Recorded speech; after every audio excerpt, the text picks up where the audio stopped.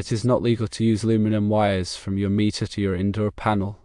Article 310.15b of the National Electrical Code prohibits the use of aluminum or copper-clad aluminum conductors and branch circuits as well as feeders rated 100 amps or less.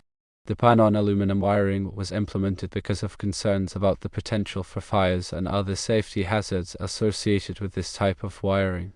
Aluminum, while lightweight and inexpensive, is more brittle and susceptible to corrosion compared to copper. This can cause aluminum wires to loosen and overheat, significantly increasing the risk of electrical fires. If aluminum wiring exists, a qualified electrician should inspect it. The electrician can assess the wiring's condition and suggest appropriate repairs or upgrades. In some instances, replacing the aluminum wiring with copper wiring becomes necessary. Aluminum's properties contribute to specific issues when used in electrical wiring. Firstly, aluminum has a higher coefficient of thermal expansion than copper. This means that aluminum expands and contracts more with temperature changes. When aluminum wire connects to a terminal, this expansion and contraction can cause the connection to loosen over time. A loose connection increases electrical resistance, leading to overheating and potentially a fire. Secondly, aluminum forms an oxide layer on its surface when exposed to air.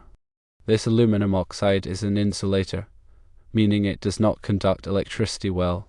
This oxide layer can interfere with the electrical connection, increasing resistance and heat. While copper also oxidizes, copper oxide is a much better conductor of electricity than aluminum oxide. Thirdly, aluminum is softer than copper. This makes it more susceptible to damage during installation, particularly when tightening connections. Over-tightening can deform the wire, while under-tightening can result in a loose connection. The combination of these factors creates a situation where aluminum wiring, especially in older installations, can become a significant safety hazard. When an electrician inspects aluminum wiring, they will look for several telltale signs of problems. Firstly, they will check for loose connections at outlets, switches, and light fixtures. These loose connections often show signs of arcing or discoloration due to overheating. Secondly, they will examine the wiring for corrosion, particularly where the aluminum wire is exposed to air or moisture. Corrosion can weaken the wire and increase resistance. Thirdly, they will assess the type of connectors used. Older aluminum wiring installations often use connectors not designed for aluminum, contributing to corrosion and loose connections. Fourthly, they may use thermal imaging to identify hotspots in the wiring. Hotspots indicate areas of high resistance and potential overheating. Based on their inspection, the electrician may recommend several courses of action. One option is to apply antioxidant compounds to the connections. These compounds help prevent corrosion and improve the electrical connection. However, this is generally considered a temporary fix. A more permanent solution is to use special connectors designed for aluminum wiring. These connectors are typically coated with an antioxidant compound and are designed to maintain a tight connection even with the thermal expansion and contraction of the aluminum.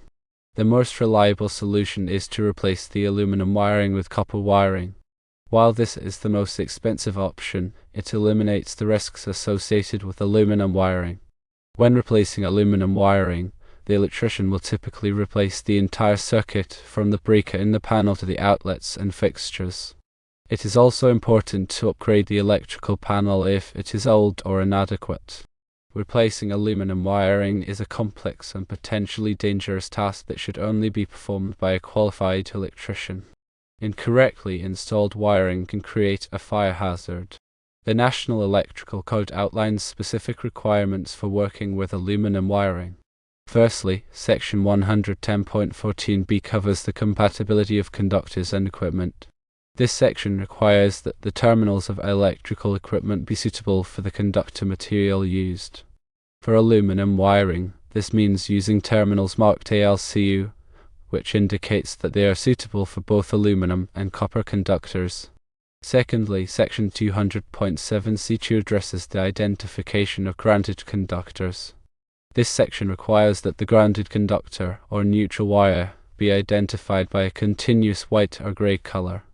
This is particularly important when working with aluminum wiring, as it can be difficult to distinguish between the neutral and ungrounded conductors. Thirdly, Section 250.130c covers the grounding of equipment. This section requires that all metal enclosures and equipment be properly grounded to prevent electrical shock. When working with aluminum wiring, it is important to ensure that the grounding connections are secure and corrosion-free.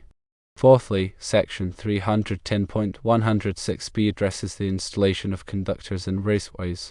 This section requires that conductors be installed in a manner that prevents damage to the insulation.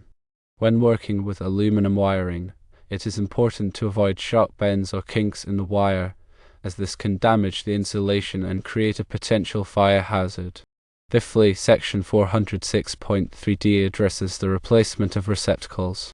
This section requires that when replacing receptacles in an existing installation, the new receptacles must be of the grounding type. This is particularly important when working with aluminum wiring, as ungrounded receptacles can create a shock hazard. The potential problems with aluminum wiring are not limited to residential installations. Aluminum wiring was also used in some commercial and industrial buildings. In these installations, the risks are even greater due to the higher current loads and the greater potential for damage. Firstly, in commercial and industrial buildings, the wiring is often subjected to more stress than in residential buildings. This can accelerate the deterioration of aluminum wiring and increase the risk of fire. Secondly, commercial and industrial buildings often contain flammable materials, increasing the potential for a fire to spread rapidly. Thirdly, commercial and industrial buildings often have complex electrical systems, making it more difficult to identify and repair problems with aluminum wiring.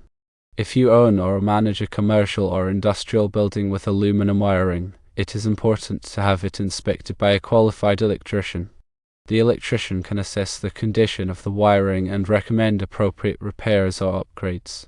In some cases, it may be necessary to replace the aluminum wiring with copper wiring. Aluminum wiring requires specific attention to detail during installation and maintenance to mitigate the risks. Firstly, use the correct connectors. When connecting aluminum wire to devices or other conductors, use connectors specifically designed and labeled for aluminum wire, marked ALCU.